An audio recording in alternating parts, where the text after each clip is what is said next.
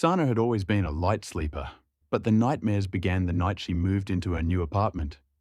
It was small, old, and painfully quiet, exactly what she thought she needed after ending a long, toxic relationship. Her friends warned her, "Don't move into apartment 404. Someone died there." But Sana laughed it off. "Ghosts? Please, I only fear living humans." She didn't bother asking how or why the previous tenant died. She didn't want to feed her imagination. Unfortunately, her imagination didn't need any help. That night, the nightmares started. Sana fell asleep around midnight, exhausted from unpacking. But within minutes, she found herself standing in a dim, unfamiliar hallway. She immediately knew it wasn't real, but it felt real. Her bare feet touched the cold wooden floor. The hallway stretched longer than it should have. The lights flickered, humming weakly above. Then she heard it, a slow, dragging sound behind her, like someone pulling something heavy or dragging their own feet. Sana turned around. No one was there. Then she heard breathing, right behind her ear. Slow, wet, heavy. Sana froze. She couldn't move. Her body refused. A shadow extended across the floor from behind her, long and distorted.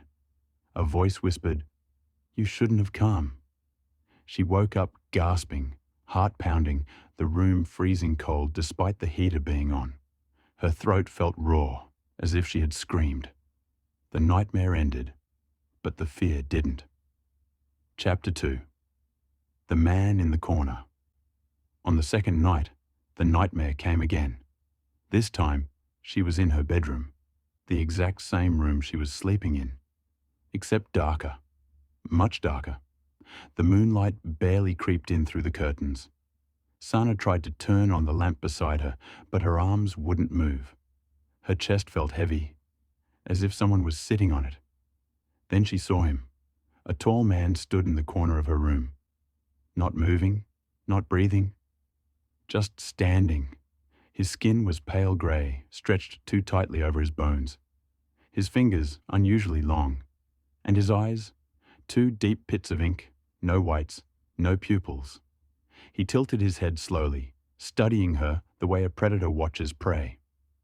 Sana tried to scream, but no sound came out. Her throat was locked. The man took one step toward her. The floor creaked. Another step, another. He stopped at the foot of her bed. Then, with unnatural slowness, he crouched until his face was inches from hers. His voice sounded like bones scraping each other. "You can't leave." Sana woke up crying, and when she looked at the floor, the exact same spot where the man stood in her dream, there were wet footprints. Chapter 3. Scratches on the wall. After the second night, Sana tried to stay awake. She drank coffee, scrolled through her phone, played loud music, anything to delay sleep. By 4 a.m., she couldn't fight it anymore. She drifted off, and the nightmare welcomed her like an old friend. This time, she was in the apartment hallway again, but the walls were covered in scratch marks, long, deep clawing scratches. Sana leaned closer. There were letters carved into the paint. "Help me." And below them, written shakily, "Don't sleep." Her heart hammered. She turned to run, but the hallway stretched longer, stretching endlessly like a rubber band. Behind her, the dragging sound started again. Scrap, scrap. Sana didn't look back. She ran. But no matter how fast she ran, the sound followed her. The hallway plunged into darkness. And then she felt something grab her ankle. Something cold, something with long fingers. She screamed and woke up on the carpet of her living room, even though she remembered falling asleep in bed. Her ankle burned. She pulled up her pajama pant and nearly fainted. There were finger-shaped bruises around her skin. Chapter 4. The Woman Next Door. Sana finally told someone, not a friend, not family, but the old woman living in 403 across the hall. Her name was Mrs. Rahila, always dressed in a shawl, always whispering prayers. Sana approached her shakily.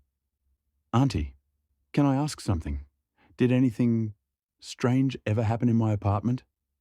The old woman stiffened. Her eyes widened with fear. She grabbed Sana's wrist. Child, why did you take 404? That room is cursed. Sana swallowed. What happened to the man who lived there before me? Rahila closed her eyes. He also had nightmares, the same ones you're having. Sana's blood went cold. What did he see? Rahila's voice trembled. A shadow man, tall, thin, with eyes like darkness. Sana felt her hands shaking. How did he die? The old woman whispered, He never woke up. After speaking with Mrs. Rahila, Sana returned to her apartment with trembling hands. Everything felt darker, heavier, like the air itself resisted her presence. She sat on her couch, hugging her knees. The old woman's words replayed in her mind. He never woke up. Sana tried calling her best friend, but the call wouldn't go through. Her phone signal dropped to 0. She tried the Wi-Fi. No connection. The apartment hummed with a cold silence. Then, scratch! A chilling sound came from her bedroom. Sana froze. Scratch! Scratch! Scrap! Something was clawing her wall from the inside. Her heartbeat thudded in her ears. Every survival instinct screamed at her to leave. But her legs wouldn't move. The scratching grew louder, harder, faster, until a sudden violent bang shook the entire room. Sana let out a small cry. Silence.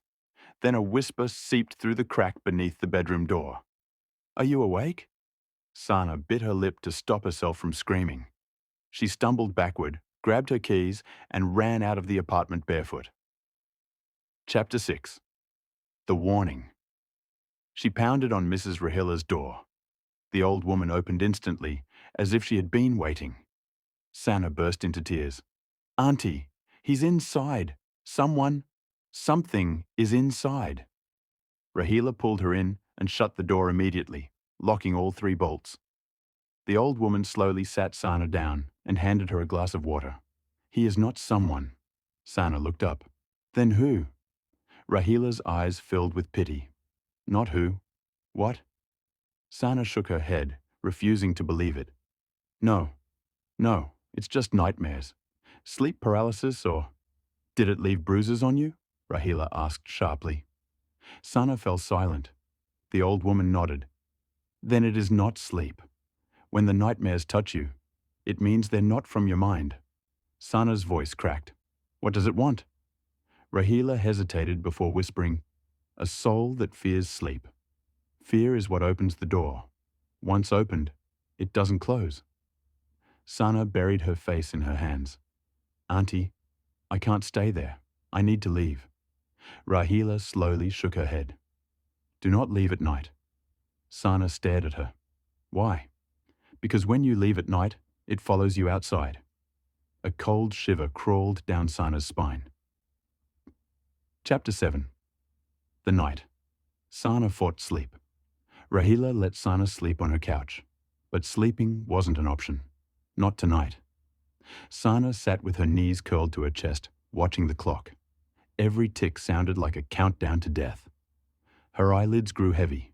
She slapped her cheeks, drank water, even pinched herself. But exhaustion dragged at her like heavy chains. Rahila prayed quietly on her prayer mat nearby. At 3:11 a.m., the lights flickered. Rahila looked up instantly. Stay awake. Sana nodded weakly. But then she heard it, a faint dragging sound, coming from the hallway. Rahila's face turned pale. He found you. Sana's breath hitched. The dragging grew louder. Then a long, sharp fingernail scratched down the outside of the door. Scrap. Rahila clutched her prayer beads and whispered, Do not look at the door. But Sana couldn't help it. Against every warning, her eyes drifted toward the door. A shadow appeared under the bottom gap. A pair of long skeletal fingers slid into view, curling under the door, tapping the floor slowly. Tap, tap, tap, as if knocking. Sana's heart pounded so hard she felt dizzy. The creature whispered, Sana. You didn't sleep, Rahila shouted. Close your eyes. Sana squeezed her eyes shut, shaking violently. The fingers retreated. Silence returned. But only for a moment. Then, crack! The door handle slowly turned. Left, right, left again. Trying to open. Rahila's voice broke. He cannot enter a locked door, unless you dream him inside. Sana's chest tightened. Auntie, if I sleep, I'll die. Rahila nodded sadly. Yes, child, that is exactly what he wants. Chapter 8. The Truth of Apartment 404. When morning finally came, Sana felt like she aged 10 years. Rahila sat beside her, eyes tired but calm. You deserve to know the truth. Sana nodded. Rahila continued. The previous tenant, he was a kind man, always polite, always quiet. But he had nightmares too. Sana swallowed. The same ones? Rahila looked down. Yes, he described the same tall shadow man, the same hallucinations, the same scratches on the walls. Sana hugged herself. What did he do? Rahila sighed. He tried to escape, moved from room to room, slept at friends' houses, hotels, mosques. But no matter where he went, the nightmare followed him. Sana whispered shakily, So it's not the apartment. It's me. Rahila nodded slowly. Nightmares are doors, and you opened yours. Sana's eyes filled with tears. Why me? Rahila placed a gentle hand on her shoulder. It chooses people with broken hearts, those who are emotionally weak. They are easier to enter. Sana's breath caught. Her breakup, her loneliness, the fear, the trauma, had all made her vulnerable. How did he die? She whispered again. Rahila closed her eyes. He fell asleep at dawn. Sana shivered violently. Chapter 9. The Sleepless Days. For the next 2 days, Sana refused to sleep. She stayed with Rahila, drank coffee non-stop, played loud music, kept her eyes open until they burned. But humans cannot outrun sleep forever. By the third night, Sana's hands shook uncontrollably. Her vision blurred, her thoughts twisted. Rahila warned her, if you force yourself awake too long, the body collapses, and then you will fall asleep without warning. But Sana had no choice. She would rather die awake than die in a nightmare. At 4 a.m., she felt her body giving up. Her head dipped, her eyes twitched, her breathing slowed. Rahila slapped her gently. Stay awake, child. Stay with me. But Sana whispered, I can't. Her eyes began to close. And the last thing she heard before slipping into unconsciousness was Rahila shouting, Fight it, Sana, fight it! But she didn't. Because when sleep comes, not even fear can stop it. Sana fell into darkness. Not sleep, not a dream. Something deeper. She opened her eyes and found herself standing in her apartment again. Except everything was wrong. The walls were rotting. The floorboards pulsed like veins. The light flickered as if struggling to stay alive. This wasn't her apartment. This was a memory of it, twisted by something evil. A shadow moved behind her. The air thickened. Sana whispered, I know you're here. A deep, guttural chuckle echoed. The shadow man stepped forward from the darkness. His form was much clearer now. A tall, gaunt figure with cracked grey skin, long skeletal fingers, and eyes like bottomless pits. He circled her slowly. You lasted longer than the others. Sana's voice trembled. What do you want from me? The creature leaned inches from her face. Your fear. His voice slithered like smoke. The more you fear, the stronger I become. The more I become, the deeper you fall. Until one day, he raised a sharp, bony finger and traced her cheek. Your soul does not return. Sana stepped back. I'm not afraid of you anymore. The creature smiled, horrible, wide, stretching too far. Lying in my world is useless. Chapter 11. The Loop. Suddenly, the floor cracked open. Sana fell, screaming, plunging into a spinning void of darkness. She hit the ground hard. When she looked up, she gasped. She was in the hallway again, the same one from her first nightmare. Endless. Flickering lights, scratches on every wall. A message was carved deeper now. Sana, don't run. Her own name, carved into the wall. Her blood froze. The dragging sound echoed behind her. Scrap! Scrap! She started running, but the hallway warped, twisted, stretched like a living thing. A door appeared ahead. Apartment 404. Her apartment. A whisper wrapped around her ear. Come home. Sana pushed the door open and stepped inside. Her bedroom awaited, the bed perfectly neat, moonlight shining through the window. And there he was, sitting on her bed like a waiting predator. The Shadow Man. He tilted his head. Your soul is tired. Rest. Sana shook her head wildly. No, I'm not sleeping here. I'm not sleeping ever again. The creature rose slowly. Everyone sleeps, even those who think they can escape. He lifted his long fingers. Sana screamed, and everything went black. Chapter 12. Real or Nightmare? Sana woke up, in her bed, in the real world. Sunlight poured into the room. Her heart raced. She felt her arms, her legs, her face, all real. She sat up, tears in her eyes. I'm alive. I'm alive. For a moment she believed she escaped, until she saw the finger-shaped bruises on her ankle. Fresh ones, darker than before. Then she heard it.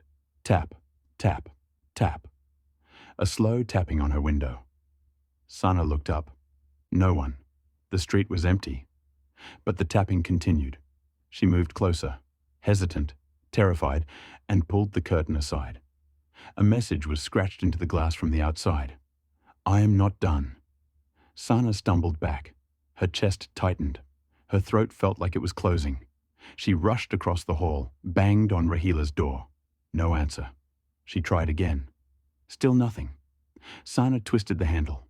It opened. She stepped inside. The room was silent. Too silent. Rahila's prayer mat lay on the floor. Her teacup sat on the table. But Rahila was gone. A cold wind brushed Sana's neck. She turned slowly. A message was scratched into the wooden door with claw marks. She tried to save you. Sana screamed.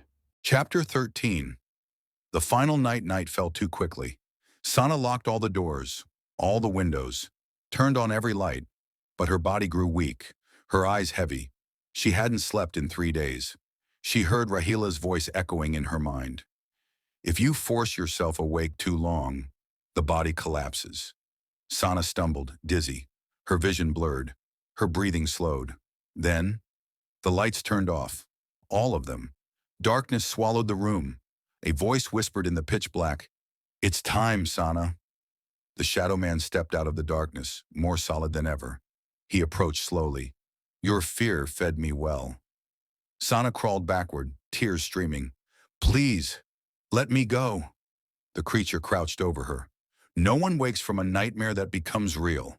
He touched her forehead with one long, cold finger. Sana gasped. Her body convulsed. Her eyes rolled back. The creature whispered, "Sleep," and she collapsed into unconsciousness. Chapter 14. The Last Dream. Sana opened her eyes. She was lying on the floor of the hallway, the endless one. The lights flickered overhead. Her heart raced. No, I'm dreaming. This is a dream. A figure appeared at the far end. The Shadow Man. He approached slowly, dragging something along the floor. A body. Sana's breath stopped. It was Rahila, lifeless, eyes open, skin pale. The creature dropped the old woman in front of Sana. She interfered. Sana's scream echoed through the endless hallway. She crawled backward, shaking violently. The creature stepped closer. You belong here now, Sana whispered. I want to wake up. The Shadow Man leaned close, voice cold as death. Sana, you never did. Her world shattered. Her chest tightened, and Sana finally understood. She died the moment she fell asleep 3 nights ago. Everything after was the nightmare, and she'd never escaped it. She never woke up. She never would. The shadow man smiled.